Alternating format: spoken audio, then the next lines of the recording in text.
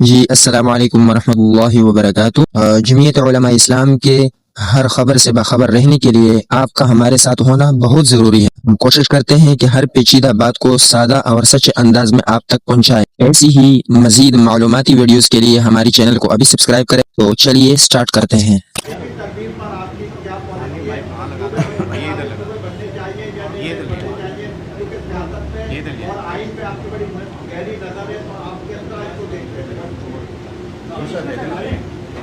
اٹھائیسویں ترمیم کے بارے میں ابھی تک کوئی واضح چیز سامنے نہیں آئی ہے، حکومت کی طرف سے کوئی واضح تجویز نہیں آئی ہے۔ ہمارے کچھ دوست ہیں جو کچھ موضوعات کے اوپر ڈائیلاگ کا آغاز کر رہے ہیں، لیکن ہم اس نظام کے اندر رہتے ہوئے ڈائیلاگ کریں،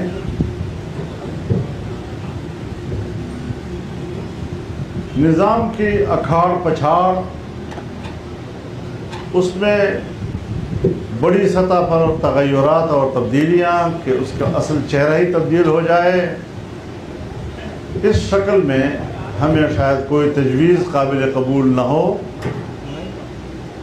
ہم نے بڑی مشکل سے 23 سالوں کے بعد آئین حاصل کیا تھا،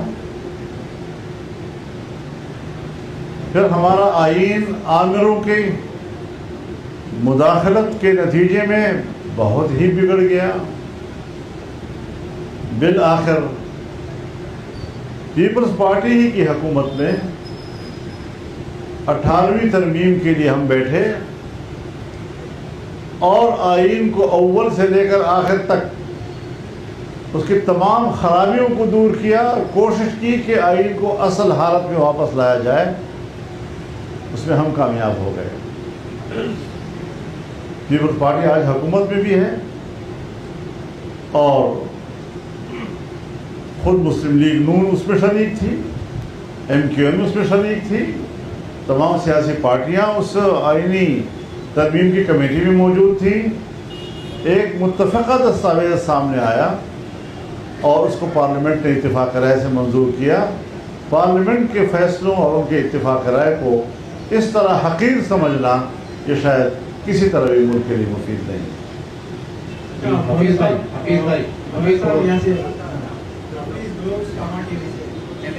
آپ اس طرح سے متحرک ہوئے ہیں، کیا پی ٹی ایم پارٹ 2 بننے جا رہی ہے؟ اور اس کے ساتھ ساتھ اس وقت سول بالادستی کے لیے پارلیمان کو باعزت بنانے کے لیے میں کون رکاوٹ ہے؟ آصف علی زرداری یا میاں نواز شریف؟ دیکھیے، پی ڈی ایم تھا، پی ڈی ایم میں سول سپرمیسی کے لیے جدوجہد کی گئی۔ 3.5 سال سے زیادہ ہم نے جدوجہد کی اس حوالے سے، لیکن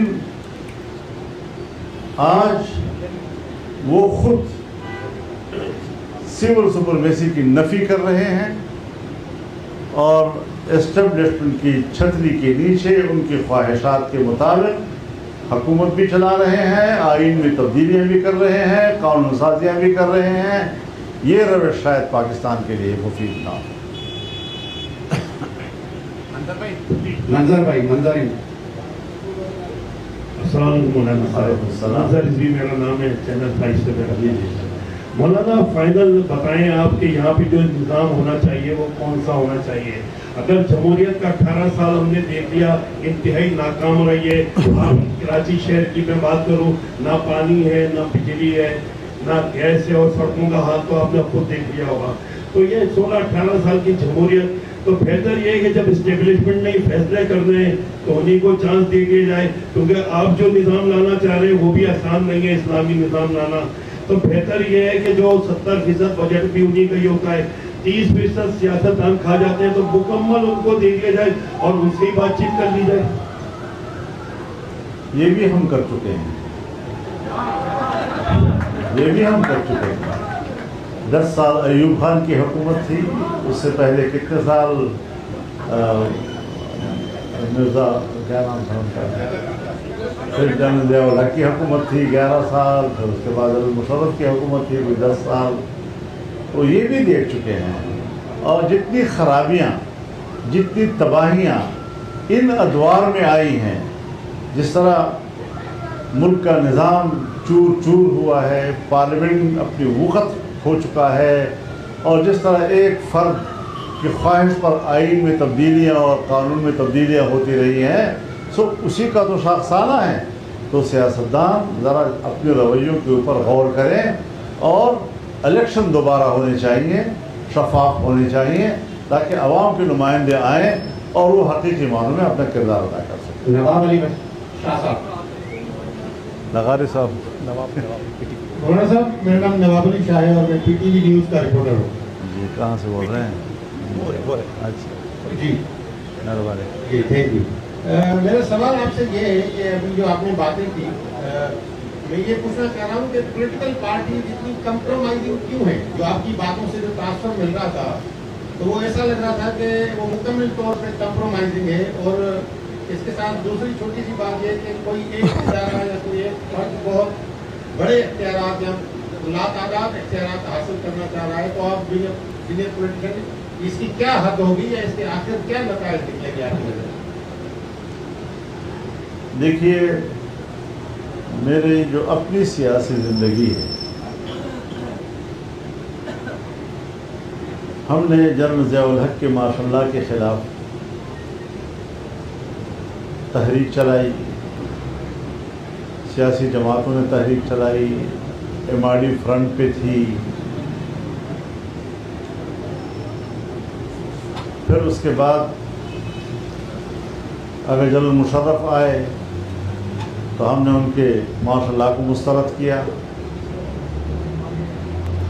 ये मेरा सवाल है सियासतदानों से, जो मैं उनकी मजलिस में दोहराता रहा हूँ और आज वो आपके सामने उसका इजहार कर रहा हूँ कि हम मुसलसल जमहूरियत की और उसकी तक़वियत के लिए तहरीकें चला रहे हैं। हम यहाँ पर आमरीत के ख़िलाफ़ तहरीकें चला रहे हैं। क्या वजह है कि उसके बावजूद मुसलसल जमहूरियत कमज़ोर होती जा रही है और आमरीत जो है वो ताकतवर होती जा रही है? इसके पीछे वजूहात क्या हैं? ये मैंने इन तमाम कायदीन की मौजूदगी में एक से ज़्यादा मरतबा ये सवाल उठाया है। और सीधी सादी बात है कि आपकी बात से मैं इत्तेफाक करता हूँ कि सियासतदान ही कंप्रोमाइज़ करते हैं। अगर सियासतदान कंप्रोमाइज़ न करें और वो अपने मौक़िफ़ पे डटे रहें तो कोई क़ुव्वत जो है वो आवाम के हक़ पे हाथ नहीं डाल सकती। BBC से रियाज सुहेल साहब।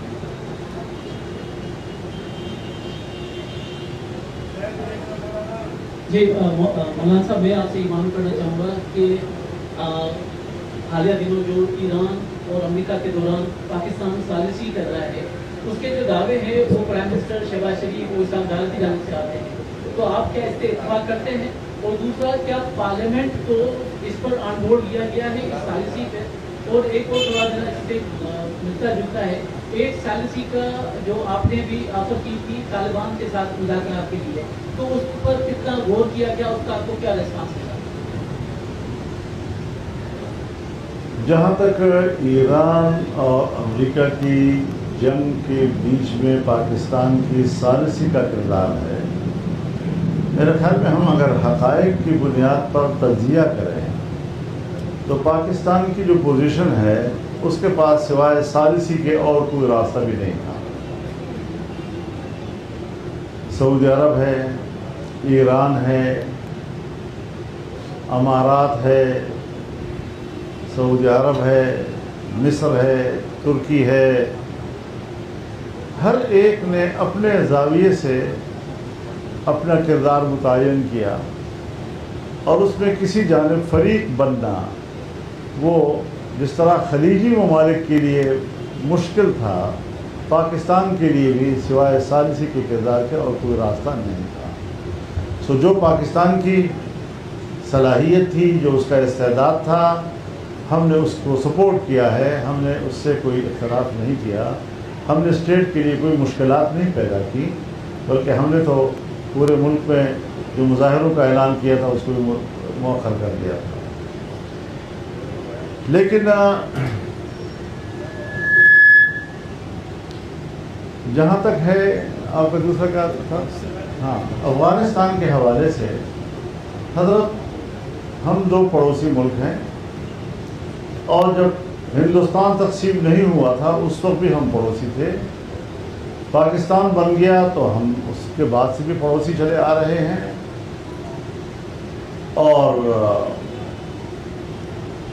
अफगानिस्तान पाकिस्तान के बीच में तहफ़्फ़ुज़ात भी रहे, लेकिन ड्यूरेंट लाइन जो 2500 किलोमीटर तवील एक बॉर्डर है,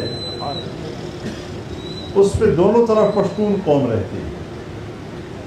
एक भाई का घर उधर है तो दूसरे भाई का घर इधर है, एक ही घर का सहन एक तरफ है तो कमरे दूसरी तरफ हैं, एक ही मस्जिद का मेहराब अफगानिस्तान में है तो उसके मुक्तदी पाकिस्तान में खड़े होते हैं। इस किस्म का एक बॉर्डर है वो, और हम एक दूसरे के लिए नागुज़ीर भी हैं लेकिन एक दूसरे से हम शाकी भी रहे हैं। हमें तलाश थी इस बात की कि अफगानिस्तान में कोई ऐसी हुकूमत वजूद में आए कि जो प्रो पाकिस्तान है। अब अगर हम शिकायत करते हैं बुरहानुद्दीन रब्बानी से, फिर हम तालिबान को, वहाँ के अफगान तालिबान को अपना प्रो पाकिस्तानी समझते हैं, फिर हम उनको सपोर्ट करते हैं, फिर जब उनकी हुकूमत आती है तो हम उनको तस्लीम भी करते हैं और बतौर सफ़ीर भी उनको जगह देते हैं, और फिर जब 9/11 होता है तो हम अमेरिका के इत्तेहादी बनकर उस पर हमलावर भी होते हैं। पाकिस्तान में अमेरिका को अड्डे भी देते हैं, फ़ज़ाएँ भी देते हैं, वहाँ बम्बारमेंट भी होती है, और दूसरी तरफ हम गिलाफ के नीचे पाकिस्तान में उनको जगह भी देते हैं। 20 साल जंग हुई। अब ज़ाहिर है 20 साल जंग के बाद जब वो अफ़गानिस्तान में दाखिल हुए और वहाँ की हुकूमत पर उन्होंने गिरफ्त हासिल की तो बहुत से मसाइल उनके और हमारे बीच में थे, मुश्किलात भी थी। हमारे दरमियान मुहाजिरीन का मसला था, हमारे दरमियान बाहमी तिजारत का मसला था, हमारे दरमियान सरहदात का मसला था, हमारे दरमियान मुसल्लह ग्रोहों का मसला था। जब ये हमारे ही लोग मुसल्लह होकर अफ़गानिस्तान जा रहे थे तो हमने कभी उन पर एतराज़ नहीं किया। जब वहाँ उन्होंने 20 साल जंग लड़ी और वो एक जंगजुयाना महारत इस हद तक हासिल कर सके कि वो स्टेट को चैलेंज करने की पोजीशन में आ गए, आज हमने उनको एक मसला बना दिया है। सो उस वक्त भी मैं गया था इलेक्शन से पहले और तमाम मसाइल हल करके आया। यहाँ मैंने ब्रीफिंग की सब कुछ, और मैंने जो कुछ हासिल किया था उनके सामने रखा। उन्होंने मुझे अप्रिशिएट किया, लेकिन इलेक्शन में धांधली के नतीजे में मैंने PDM छोड़कर अपोजिशन में बैठने का फैसला किया।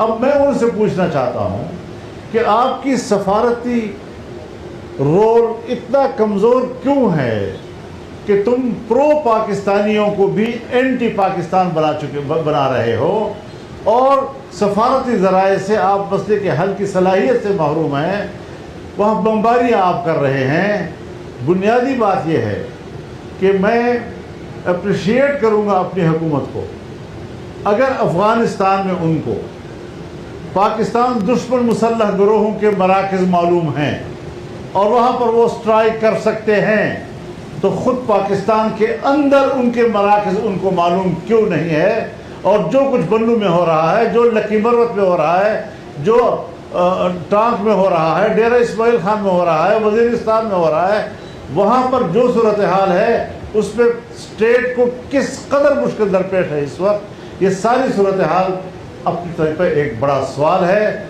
और जिसका उनके पास सफारती हवाले से कोई जवाब नहीं, सिर्फ ताकत का इस्तेमाल और सिर्फ ताकत का इस्तेमाल। और इस वक्त हमारे पास दो सरहद है, एक इंडिया सरहद, एक अफ़गान सरहद, बाकी तो कॉरिडोर्स हैं। इन दो बड़ी सरहदात ये दोनों बंद हो गई, दोनों सरहदात पर आपकी तिजारत बंद है। ईरान इस वक्त आपके अच्छे का न बुरे का, चाइना का इस वक्त आप पे एतमाद नहीं रहा है, उस किसी पूरे पैकेज को आपने तबाह बर्बाद कर दिया है। मुल्क को कहाँ खड़ा कर दिया है। और इसीलिए मैंने अर्ज किया था कि पार्लियामेंट का एक इन कैमरा इजलास बुलाया जाए और हमें ज़रा बताया जाए कि पाकिस्तान कहाँ खड़ा है इस वक्त। हम तशवीश में हैं, पार्लियामेंट तशवीश में है, लेकिन उनमें हिम्मत नहीं है कि वो इन कैमरा इजलास में भी पार्लियामेंट का जो ज़्यादातर उन्हीं की मंशा का है वो उनका सामना कर सके और उनको मुतमईन कर सके। तो मैं तो अभी भी कहता हूँ कि इन कैमरा इजलास बुलाओ, हमें बताओ कि तुम्हारी सफारती कोशिशें क्यों नाकाम हैं। अफ़गानिस्तान हमारा पड़ोसी मुल्क है, मुसलमान मुल्क है, बिरादर मुल्क है, वो क्यों हमारे साथ दुश्मनी की तरफ चला गया है और हम इन शिकायत को किस तरह इजाला कर सकते हैं। ये अब भी हो सकता है, लेकिन उसके लिए सलाहियतों की ज़रूरत है। मिनल मुअमिनीन रिजालुन सदक़ू मा आहदुल्लाह अलैहि फमिनहुम मन क़ज़ा नहबहु व मिनहुम मन